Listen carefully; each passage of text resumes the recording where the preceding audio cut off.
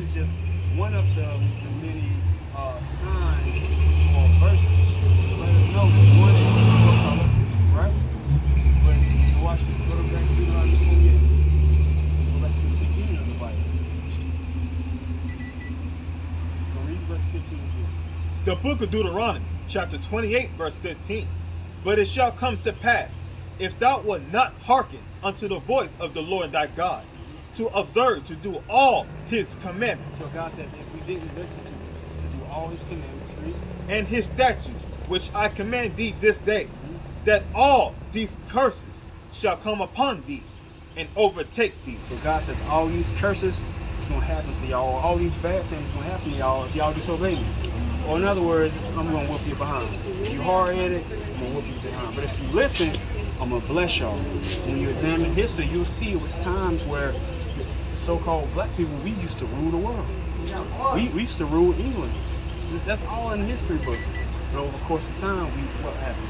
We fall into wickedness, break God's commandments, and allow us to be conquered and taken into slavery by another people. That's what happened to us when we was on the west coast of Africa. Read on. So you read verse 16, right? Read verse 16 again. Verse 16. Cursed shalt thou be in the city. So God said we'll be cursed in the city, right? Shot down, worse jobs, worse living conditions, worse food. Read. And cursed shalt thou be in the field. And cursed shall we be in the field. That's when we got off those slave ships when they brought us here to America. Our people went through there, right? Cotton, the plantain fields, right? Read. Cursed shall be thy basket and thy store. Cursed shall be our basket and our store. We as a people, we will be expecting our check on Friday and we don't know what we got to spend it on Monday. The money gone before we get it. Cursed shall be our basket and our store. We're going to go into our storehouse. Give me 32. Verse 32. Thy sons and thy daughters shall be given unto another people. Now I'm going to ask you, sis. What, I didn't get your name, sis. Denise. I'm Azaria. It said, read it again. Thy sons and thy daughters shall be given unto another people. What time in history were our sons and daughters given to another people? You don't know? Read some more. Watch it. It's going to reveal itself. And thine eyes shall look and fail with longing for them all day. So we will hope and hope and hope for our children to be brought back to us. But what? And there should be no might in thy hand. But we wouldn't have any might to get them back. Meaning we wouldn't have a military. We wouldn't have the economics to do it. What time in history was that when our was taken from us and given to another people? Is that me? No, slavery.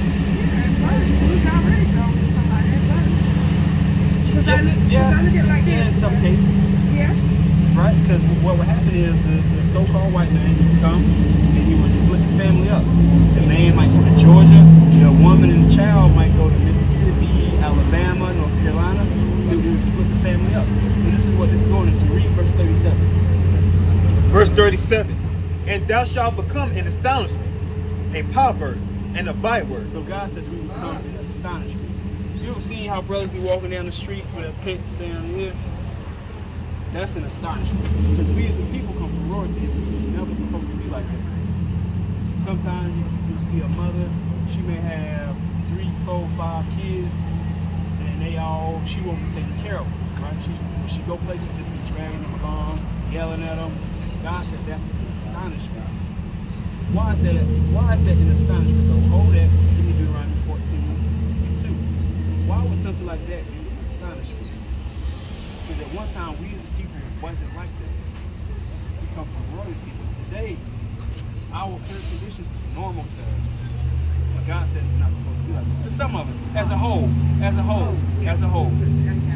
Go ahead. The book of Deuteronomy, chapter 14, verse 2. For thou art an holy people. God says we are a holy people.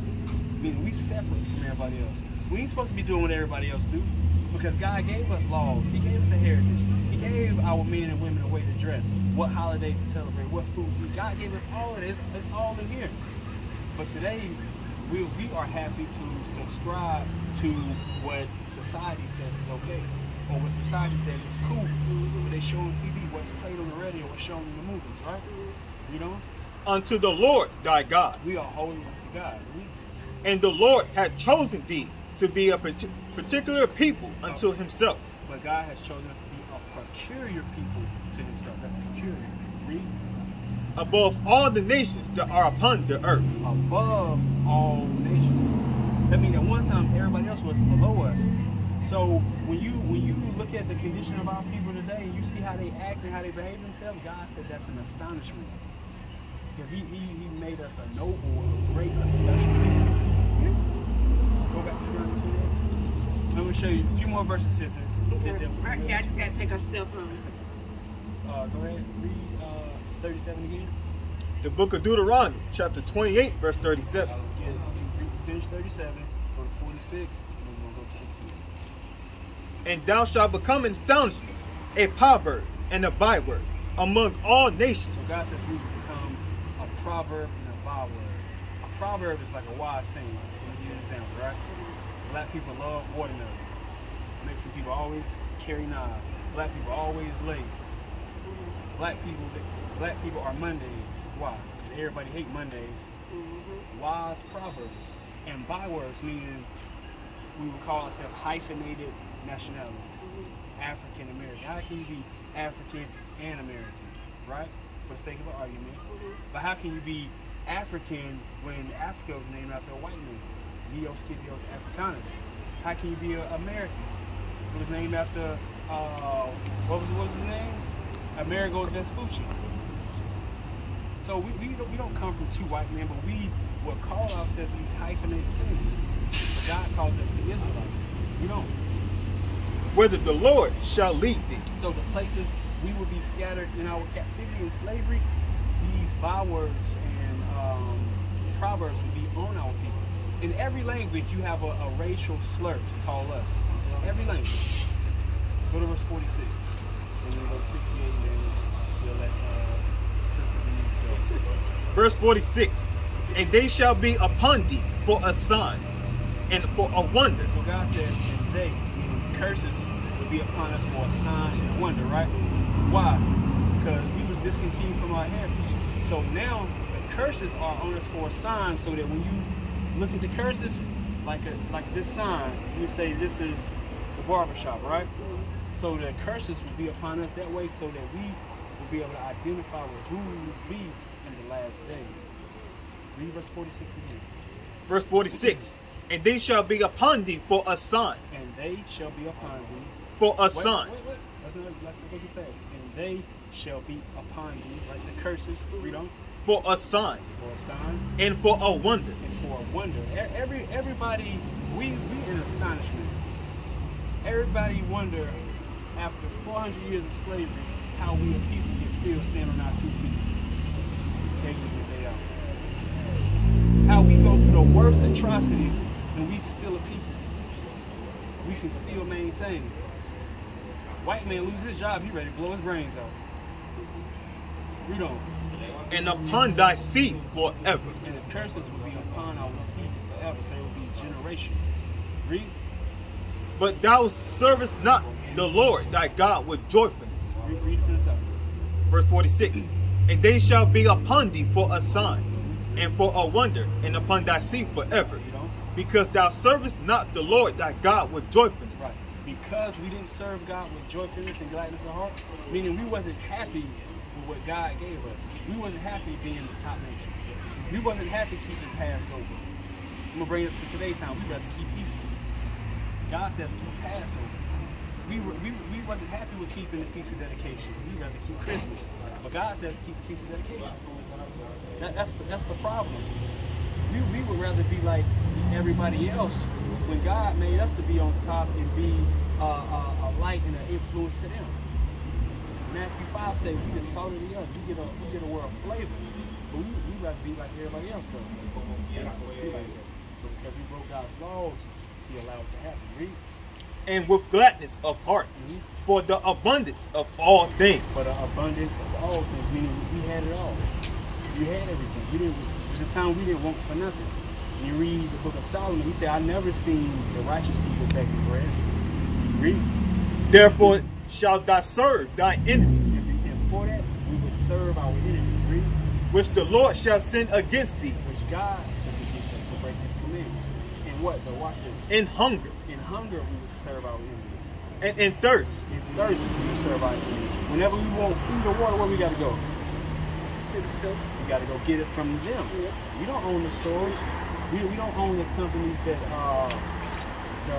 own the land to produce the vegetation and things like that. You got to think about it, right? Our people will own land, and we'll still shop at the grocery store. God has made us dependent on them because we wasn't happy to be dependent on Him. That's what that's saying. Read that verse from the top. verse 48. Therefore shalt thou serve thy enemies, which the Lord shall send against thee, in hunger, and in thirst, and in nakedness, and in want of all things. And for the want of all things. Meaning everything we need, we got to go buy it. I'll show you the tag on my shirt. But at one time, you examine history, times like when Black Wall Street was going on in Tulsa, Oklahoma, we had dentistry, stores, markets, hospitals, banks. We had those things. Read. And he shall put a yoke of iron upon thy neck. And the enemy that God would send, he would put a yoke of iron upon our neck. Meaning a shackle. He would take us in shackles. Until he have destroyed thee. Until he had destroyed us. Meaning once the shackles came off, once we was emancipated, quote unquote, there wouldn't be no need for them. Right here, it would be here. All people walk around today, we don't even consider we the greatest people that ever walked around.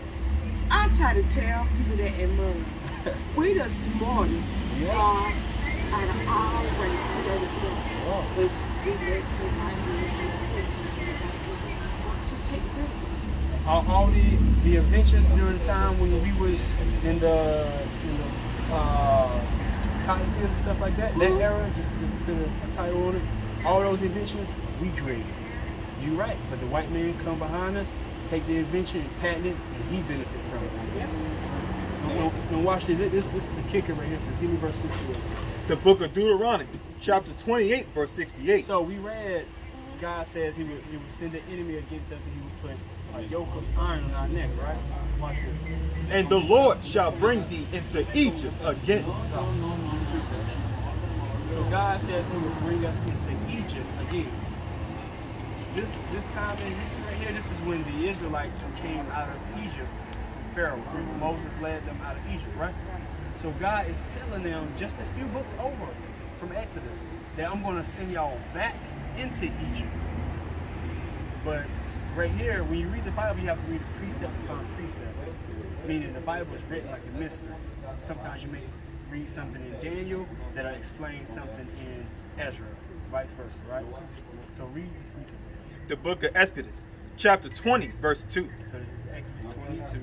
I am the Lord thy God, which have brought thee out of the land of Egypt. So God brought us out of the land of Egypt, right? Read. Out of the house of bondage. Out of the house of bondage. So God is calling Egypt the house of bondage. What's another word for bondage? If I'm in bondage, I'm the slave. I'm the slave. So God calls Egypt the house of bondage. So when you go back to Deuteronomy 28:68, now then we got a little bit more understanding. Read it from the top. The book of Deuteronomy, chapter 28, verse 68. And the Lord shall bring thee into Egypt again. So it says, God shall bring us into Egypt again. Read. With ships. With what? With It ships. says God was going to send us back into slavery with ships. Then you have to think, when the Israelites left Egypt, they walked, right? So here God is telling them that he's going to send them back into Egypt with ships. Meaning, this Egypt he's talking about is not talking about the same Egypt right here. Because they walked in and out. You don't need a ship to go there, right? So this is prophetic for this land, America. Read it, finish it out. By the way thereof I spake unto thee. So Moses said, the same way I told you it would happen, thou shalt see it no more again. And we wouldn't see our homeland again, which is Jerusalem. We used to scream black power while Heron was pushed. But at the end of the day, nothing's in vain. IUIC has been given a vision. The tents of Judah has risen. Many has attempted the mission. Minor murmuring, omitting, and missing the mark. Just reading that he had the flame of fire in his eyes gave us the spark. We on Paul's mission. We out on the road, purple and gold. From Mexico, Cuba, Haiti, Ghana, Sierra Leone. 144,000 boots banging, concrete crackling. These are our men repented at heart. The scriptures is proof. IUIC, we deliver the truth.